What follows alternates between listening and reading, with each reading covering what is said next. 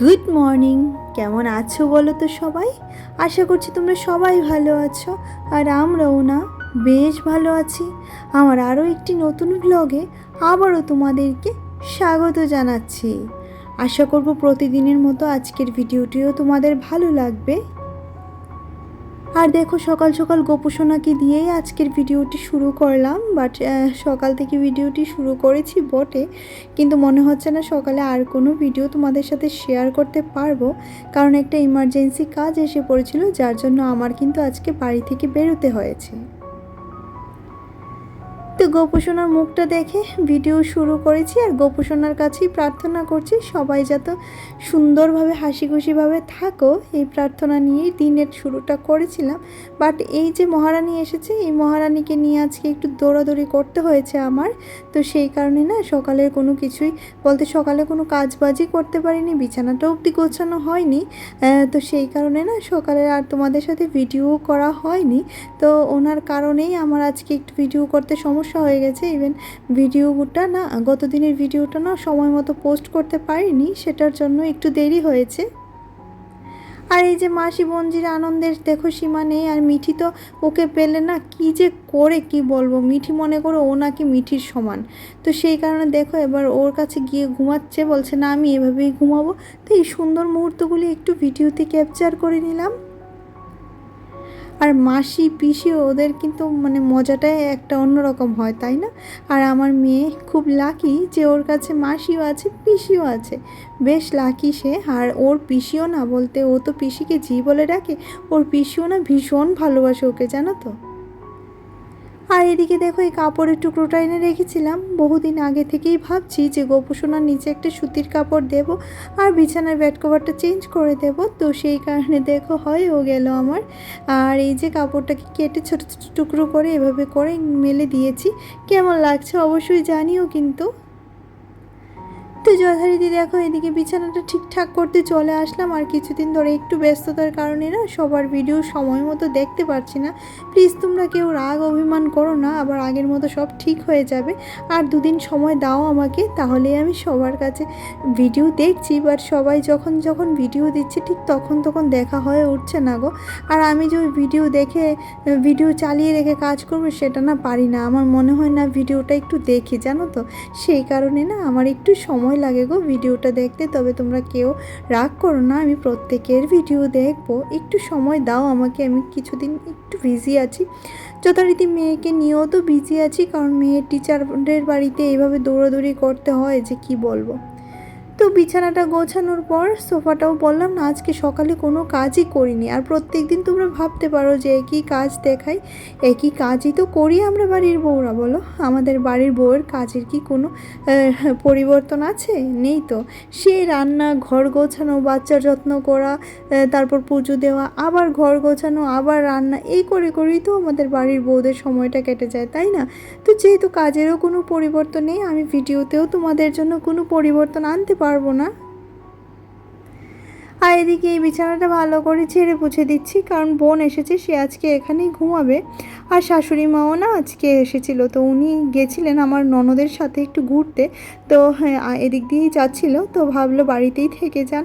তো মা এসেছিলো, বাট মার সাথে আর তোমাদের আজকে দেখা করানো হয়নি, কারণ মা এসে অনেকটাই টায়ার্ড হয়ে গেছিলো। সেই কারণে না মায়ের সাথে আর তোমাদের আজকে দেখাটা করানো হয়নি।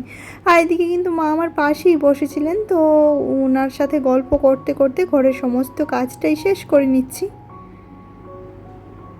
তো এইদিকে দেখো হ্যাঁ অনেকগুলো জামা কাপড় পরেছে গতকালকের থেকে, এগুলো পরছে। আর ওই যে বালিশের বইয়েরগুলো রোববারে ধুয়ে দিয়েছিলাম, সেগুলোও গোছানো হয়নি গো, বলছিলাম না দুদিন ধরে ভীষণ ব্যস্ত। তো সেই কারণে না কাজগুলি একটু ব্যস্ততার মধ্যে দিয়ে যাচ্ছে। আর এদিকে দেখো মিঠি সোনার সমস্ত কাপড় চোপড় গুছিয়ে নিচ্ছি। আর বাচ্চাদের জামা কাপড় দেখবে গোছাতে অনেকটাই বিরক্তি লাগে, তাই না? কিন্তু এগুলো যদি গুছিয়ে এই মুহূর্তে না রাখি, সে আবার সময় মতো খুঁজে পাবে না, তার হবে যত সমস্যা। তো যথারীতি আগে তার কাপড়গুলো গুছাচ্ছি, তারপর আমাদেরগুলো গুছিয়ে রেখে দেব। আর তোমাদেরকে অসংখ্য অসংখ্য ধন্যবাদ, তোমরা আমাকে যেভাবে ভালোবাসছো, সাপোর্ট দিচ্ছ তার জন্য। কিন্তু বুঝতে পারছি না কেন আমার ভিডিওতে এখনও ভিউজ অনেকটাই কম আসছে। আর যতটুকু মনে হয় যে রিয়েলিটি শো চলছে, তো সেই রিয়েলিটি শোটার নামটা আমি এই মুহূর্তে নিচ্ছি না। আমার মনে হচ্ছে টিভিতে যেহেতু রিয়েলিটি শোটা চলছে, সেই কারণে অনেকেই না ওই শোটা নিয়েই বিজি আছে।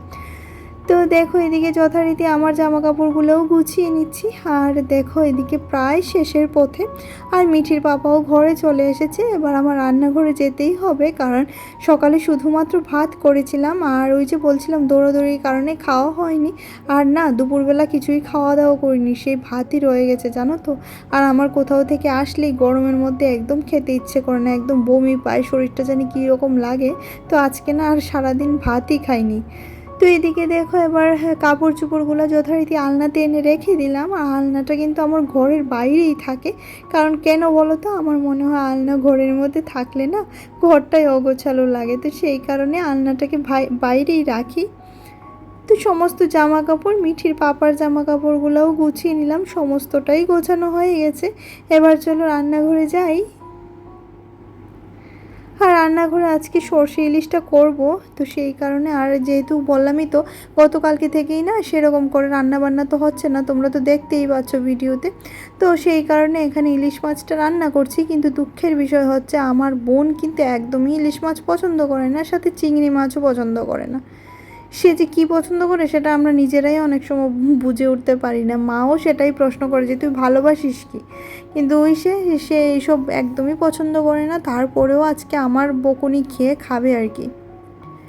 তো যথারীতি দেখো মশলাটা কষে গেছে। আর এখানে কালো জিরে ফোড়ন দিয়ে দিয়েছিলাম একটুখানি পেঁয়াজ আর আদা বাটা, আর সাথে লঙ্কা বাটা তো আছেই সাথে। এবার মশলাটাকে ভালো করে, জিরে গুঁড়োও ছিল, ভালো করে মশলার মধ্যে মাছটাকে কষিয়ে এবার দেখো ঝোলের জন্য জলটা দিয়ে দেব। আর এভাবে না মাছের মানে ইলিশ মাছ সর্ষে দিয়ে করলে আমার তো বেশ ভালো লাগে। আর মিঠির বাবা না ভাজা খেতে ভীষণ ভালোবাসে, কিন্তু আমার যে ওই ভাজা করলে মনে হয় যে মাছের অরিজিনাল টেস্টটাই নষ্ট হয়ে যায়। তো যথারীতি একটু বেশি করে জলটা দিচ্ছি, কারণ সবাই মিলে খাবো তো সেই কারণে। তো এই কারণে দেখো এবার একটু বেশি করেই দেওয়ার পর এবার ঢাকা চাপা দিয়ে দেব। তো যখন ফুটে উঠবে তখনই সর্ষে গুঁড়ো পাউডারটা জলের সাথে ভিজিয়ে রেখেছিলাম, একটু গরম জল, সর্ষে গুঁড়ো পাউডার, সাথে নুন আর একটু সর্ষের তেল আর কয়েকটা কাঁচা লঙ্কা দিয়ে এটাকে ভালো করে ভিজিয়ে রেখেছিলাম সর্ষে গুঁড়ো পাউডারটাকে। এবার দেখো দিয়ে দিলাম, বেশ ভালো লাগে এভাবে খেতে। তোমরা অবশ্যই এভাবে একবার ট্রাই করতে পারো, আমার তো ভীষণ ভালো লাগে। আর রাতে এই রকমের একটু ঝোল আর একটু গরম গরম ভাত হলে না আর কিছুই চাই না, তাই না? তো যথারীতি চলো রান্নাটা হয়ে গেছে, এবার সেটাকে নামিয়েও নিচ্ছি। তো এই যে আমার সমস্ত রান্নাবান্না নামানো হয়ে গেছে।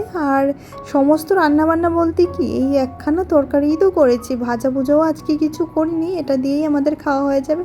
আর ওর মনটা একদমই ভালো না, কারণ দেখেছে আজকে ইলিশ মাছ, সে তো ভালোবাসে না, এই যে বলছে আমার ভালো লাগে না, কাটার জন্য না সে খেতে চায় না। আর এদিকে মিঠি মার জন্যও খাওয়াটা নিয়ে নিলাম। আর তোমাদেরকে আজকে একটা জিনিস দেখাচ্ছি, দেখো কি পরিমাণে সে মাথায় তেল দিয়েছে, অবস্থা দেখতে পাচ্ছ, এই যে হাত দিয়ে তেল চলে আসছে। তো তাকে বলছিলাম এতগুলি তেল কেন দিলি, বলছে না আমার ভালো লাগে। আর এই যে শাশুড়ি মা এসেছে, ওনার মোবাইল নিয়ে বসেছে এবার মিঠি। শাশুড়ি মা আসলেই না বা আমাদের ওই বাড়িতে গেলেই সে না ওনার মোবাইলটা নিয়েই এই অবস্থা, মানে এটা শুরু করে, জানো তো, সারাক্ষণ ওনার মোবাইল ঘাঁটবে, কী সব দেখে মোবাইলের মধ্যে কার্টুন ফার্টুন। তো সেই কারণে না এবার মোবাইলটা নিয়ে বসেছে, সে নাকি নিজের হাতে খাবে না। আর কিছুদিন ধরে তো বলছিলামই, সে আমাকে ভীষণ যন্ত্রণা দিচ্ছে খাওয়া দাওয়া নিয়ে, জানো তো, সে নিজের হাতে তো খেতে চাইছেই না। তো সেই কারণে না আমার ওকে খাইয়ে দিতে হচ্ছে। আর এই মুহূর্তে দেখো যত সমস্ত বাসনপত্র পড়েছি সমস্তটা মেজে নিচ্ছি। রাত্রও হয়েছে জানো তো, প্রায় 11টা বেজে গেছে ঘড়িতে। এখন গিয়ে ভিডিওটা এডিট করব, তারপর তো ঘুমোবো। কারণ এখন যদি ঘুমিয়ে পড়ি সকালের কাজগুলো না এগোতে চায় না ভিডিওটার জন্য। বিশেষ করে ভয়েস ওভারটা দিয়ে যদি রাখি তাহলে ওই সকালের ডিস্টারবেন্সে আর ভয়েস ওভারটা দিতে হয় না, কারণ সকালেই তো ব্যস্ত রাস্তা, গাড়ি ঘোড়া ছোটাছুটি শুরু হয়, মানুষের কথাবার্তা, তাই না? তো সেই কারণে একটু দেরি হয়ে যায়। আগামীকালকে মিঠির স্কুল বন্ধ, তো সেই কারণে একটু ভাবছি দেরি করেই উঠবো। তো যথারীতি সমস্ত কাজগুলি সুন্দর করে গুছিয়ে রেখে গিয়ে শুয়ে পড়বো। না হলে দেখবে ভোর হয়ে গেছে, প্রতিদিন যেই টাইমে উঠি সেই টাইমেই উঠে পড়বো। আর কাজের চাপ থাকলে দেখবে ঘুমটা কিন্তু খুব তাড়াতাড়ি ভেঙে যায়, তাই না? আমার তো এমনই হয়। ধরো কোনো পূজা পার্বণ আছে বাড়িতে, আমার কিন্তু ঘুম সবার আগে ভেঙে যায় টেনশনে। কি করব, কাল কিভাবে কি করব সেটা নিয়েই টেনশনে আমার ঘুমটা ভেঙে যায়।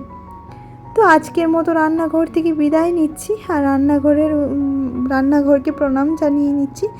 তো এই যে সমস্তটাই রান্নাঘরে কাজ বাজ শেষ করে এবার বোনের সাথে এসে একটু বসলাম। আর আমার সবচেয়ে ভালো লাগে আমার বোনের সাথে কাটানোর সময়। আর সেটা দেখবে সেটাই স্বাভাবিক, তাই না? যে আর বোনও না অনেক কথা আমার শুনে, অনেক কথা আমাকে বলে। বোনের মনের সমস্ত কথাই আমি জানি, সমস্ত কথাই আমার শোনা, আমার সব কিছুই জানা। তো এই কারণে ওকে যেরকমভাবে শাসন করি সেরকমভাবে ভালোবাসি, কারণ সে আমার থেকে 13.5 বছরের ছোট। বুঝতে পারছো সে আমার থেকে কত ছোট। তো তাকে আমি কখনোই মিঠির থেকে আলাদা করে দেখি না, মনে হয় মিঠি আমার কাছে যেমন সেও তেমন। তো চলো আজকে দুই বোনের আড্ডার সাথেই ভিডিওটা শেষ করছি। আর ভিডিওটা তোমাদের কেমন লাগলো জানিও, কোন অংশটা তোমাদের ভালো লাগলো সেটাও জানিও। আর যারা যারা চ্যানেলটিতে এখনও সাবস্ক্রাইব করোনি, প্লিজ তাদের কাছে একটা রিকোয়েস্ট, আমার ভিডিওর এইটুকু অংশ যদি তোমাদের ভালো লাগে তাহলে চ্যানেলটা সাবস্ক্রাইব করে দিও, পাশে থাকা বেল আইকনটাও ক্লিক করে দিও, যাতে করে আমি যখনই ভিডিও আপলোড করব নোটিফিকেশানটা তোমরা পেয়ে যাবে। আর এখানে খুব মজা করছি, দুই বোনে গল্প করছি, মিঠির পাপা আর মিঠি ঘুমিয়ে পড়েছে। আর আসলে কি বলো তো, জীবন চলে গেলে মানে জীবন তো জীবনের স্রোতে বইতেই থাকবে, তাই না? ভাই বোন এদের মধ্যে যদি সম্পর্কটা ভালো থাকে সেটাই হচ্ছে সবচেয়ে বড় কথা। কারণ এই সম্পর্কগুলি না খুব সুন্দর হয় দেখবে। আর এই খুব দুর্মূল্য সম্পর্ক হয়, তাই না? যেমন বোন এসেই বলছে এটা করি ওইটা করি, মানে এই জিনিসটা না ভীষণ ভালো লাগে, জানো তো? একমাত্র বোন ভাই ওরাই নিজের কষ্ট বুঝতে পারে। তো চলো টাটা, বাই বাই।